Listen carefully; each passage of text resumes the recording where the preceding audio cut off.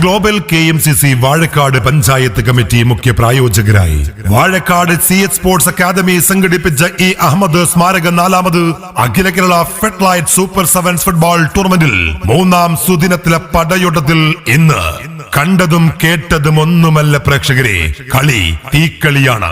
പരാജയം അത് മരണ തുല്യമാണെന്ന തിരിച്ചറിവുമായി അവർ വരുന്നുണ്ട്.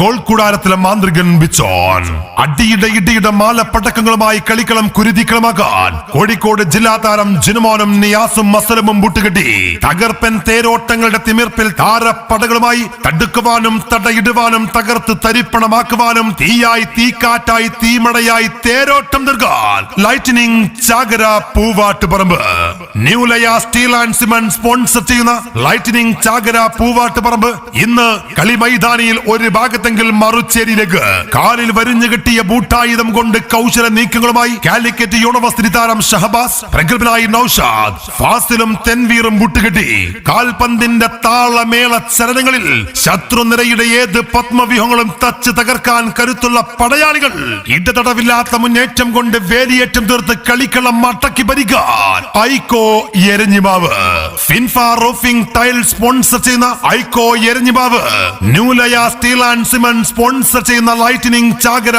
പൂവാട്ടുപറമ്പ് തമ്മിൽ ഇന്ന് രാത്രി 8 മണിയോടുകൂടെ വാഴക്കാട് GHSR ഫെഡ്ലൈറ്റ് സ്റ്റേഡിയത്തിൽ ആവേശത്തിന്റെ തീനാളങ്ങൾ ഉയരുന്ന പടയോട്ടത്തിൽ കണ്ടുമുട്ടുകയാണ്. മുഴുവൻ ഫുട്ബോൾ ആസ്വാദകരെയും സ്വാഗതം ചെയ്യട്ടെ.